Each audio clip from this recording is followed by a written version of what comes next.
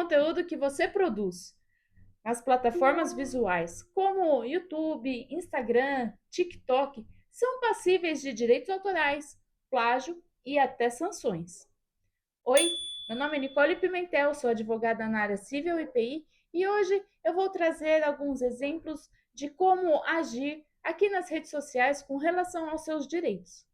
E aí, vamos falar de PI?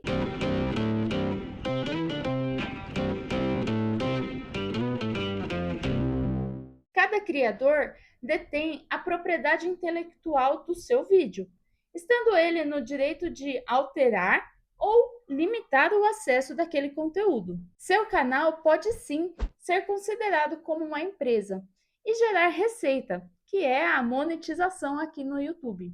E quando valores, tanto intelectuais quanto financeiros, são envolvidos naquele assunto, vários direitos surgem por conta daquele conteúdo, o que engloba desde patrocínio até publicidades, as famosas publis aqui nas redes sociais. Registrar a marca do seu canal é de extrema importância, principalmente se você tem interesse em profissionalizar-se, tanto como youtuber ou como criador de conteúdo. Esse passo de registrar a marca do seu canal pode garantir direitos e também evitar dores de cabeça no futuro.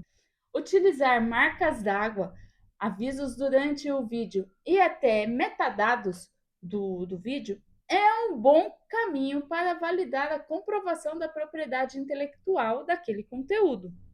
Porém, somente isso não garante que aquela propriedade será devidamente definida. Content ID. Como funciona a ferramenta de direitos autorais do YouTube?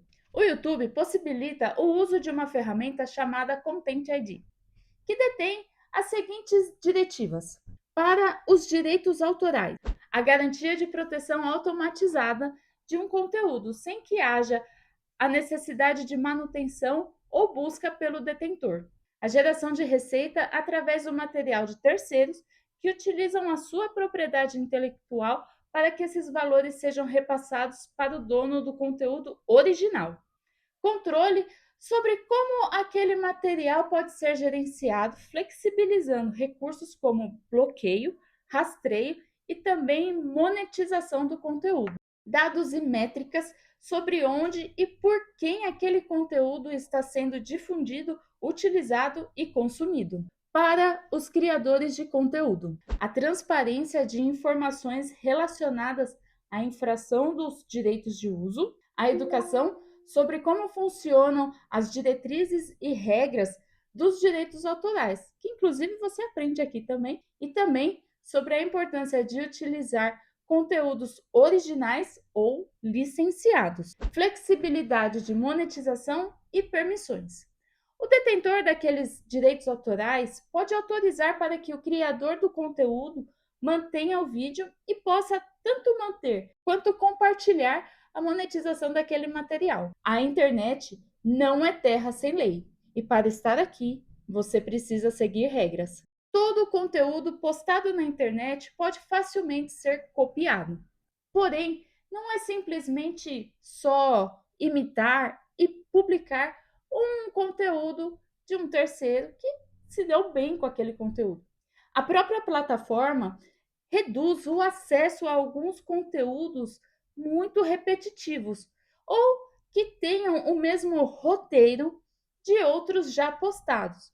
Inclusive, quanto maior o canal copiado, menor é o engajamento natural do YouTube, no caso do canal que copiou aquele conteúdo. Essa condição é apelidada de shadowban ou banimento invisível.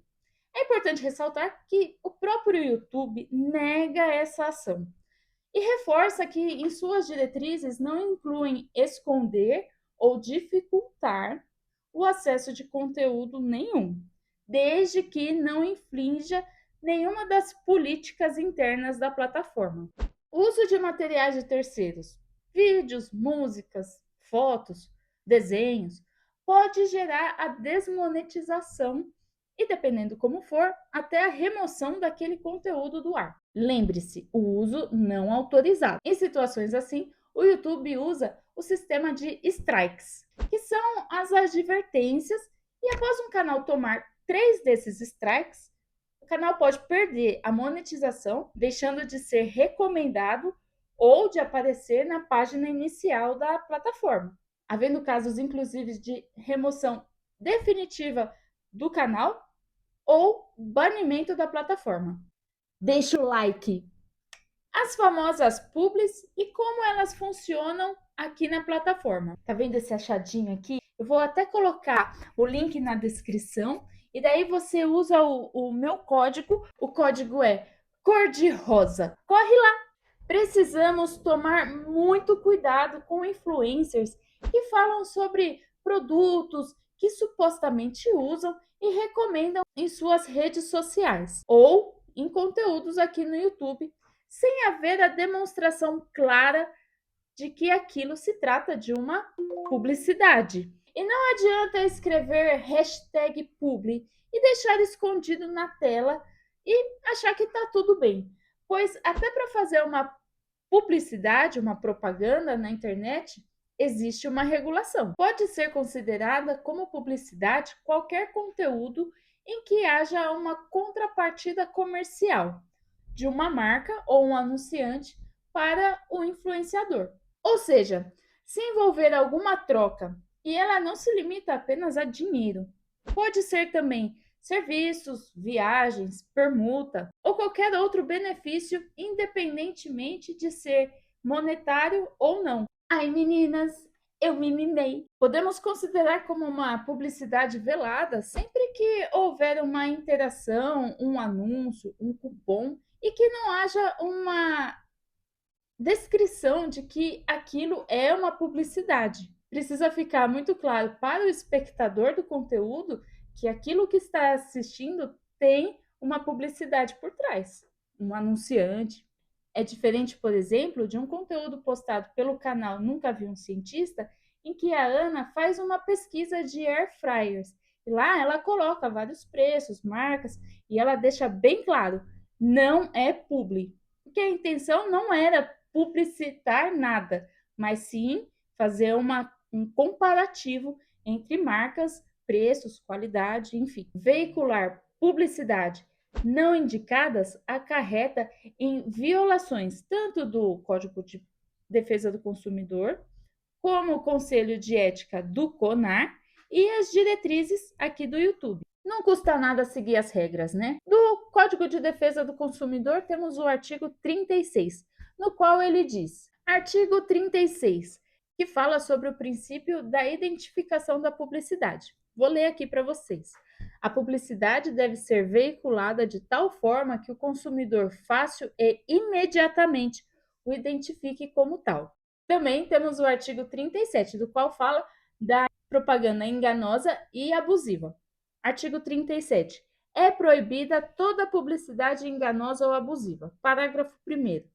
É enganosa qualquer modalidade de informação ou comunicação de caráter publicitário, inteira ou parcialmente falsa, ou qualquer outro modo, mesmo por omissão, capaz de induzir em erro o consumidor a respeito da natureza, características, qualidade, quantidade, propriedades, origem, preço e quaisquer outros dados sobre produtos e serviços. Sobre a propaganda abusiva. É abusiva, dentre outras, a publicidade discriminatória de qualquer natureza, a que incite a violência, explore o medo ou a superstição, se aproveite da deficiência de julgamento e experiência da criança, desrespeita valores ambientais ou que seja capaz de induzir o consumidor a se comportar de forma prejudicial ou perigosa à sua saúde ou segurança. Inclusive, dando como exemplo o Nunca Vi um Cientista, as meninas elas foram processadas porque fizeram um vídeo, um conteúdo, desmistificando uma pessoa no Instagram que fazia uma publicidade enganosa, no qual a pessoa vendia um produto para poder curar a diabetes.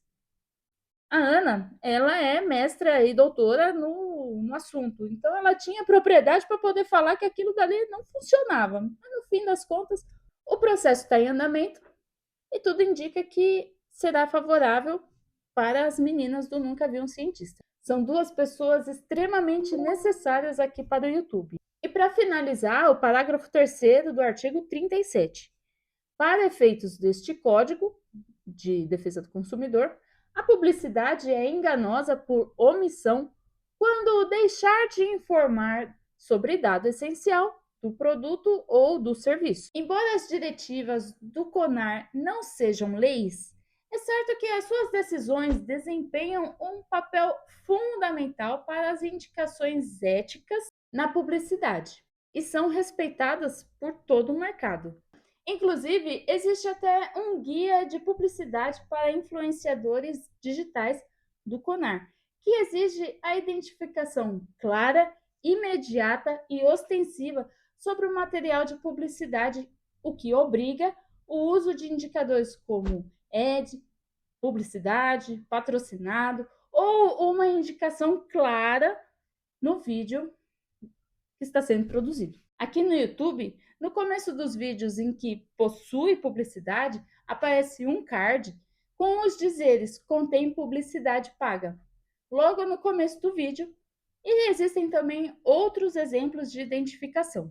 No canal do Gaveta, que fala sobre edição, cinema e todo esse universo, é utilizado um indicador visual no canto da tela, com todo o tempo de publicidade e que está escrito Jabá Time, e que você consegue ver o tempo de duração daquela publicidade. Então veja, além de ter o card no canto superior, ele coloca o card próprio no canto inferior, já com o tempo que aquele jabá vai durar. As diretrizes do YouTube. Há uma exigência sobre a informação de uso de publicidade em conteúdos produzidos aqui no YouTube.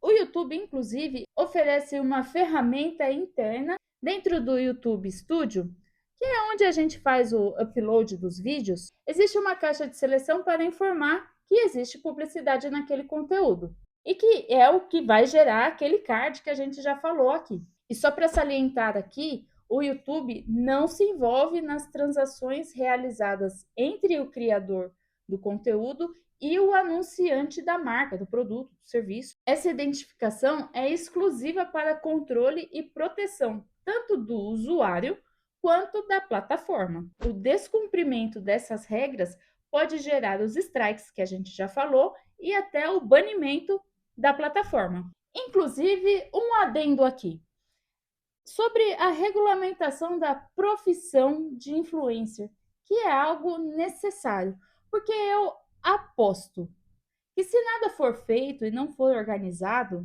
teremos um elefante rosa aqui, aliás, um tigrinho no meio da sala. Mas enfim, que Deus abençoe o nosso vídeo e bora pra cima. Canais de React e o Fair Use, uso justo do YouTube. Antes da gente continuar, eu preciso deixar um aviso aqui. Não existe no Brasil o conceito Fair Use. O que existe são as exceções e limitações aos direitos autorais e que estão listadas lá na Lei de Direitos Autorais, a Lei 9.610 de 98. Porém, essas permissões precisam ser autorizadas previamente. Dito isso, vamos para a lei. Artigo 46 da Lei de Direitos Autorais. Não constitui ofensa aos direitos autorais. Inciso 8. A reprodução em quaisquer obras de pequenos trechos de obras pré-existentes, de qualquer natureza ou de obra integral, quando de artes plásticas, sempre que a reprodução em si não seja o objeto principal da obra nova e que não prejudique a exploração normal da obra reproduzida, nem cause um prejuízo injustificado aos legítimos interesses dos autores. O problema principal desse inciso é o que se refere a pequeno trecho, porque não é dado uma definição do que seria um pequeno trecho. Isso gera uma ambiguidade, pois em um vídeo de reação, geralmente são utilizados trechos longos, blocos inteiros de materiais de terceiros. Se um react mostra a parte mais essencial de uma obra, como um trecho de uma música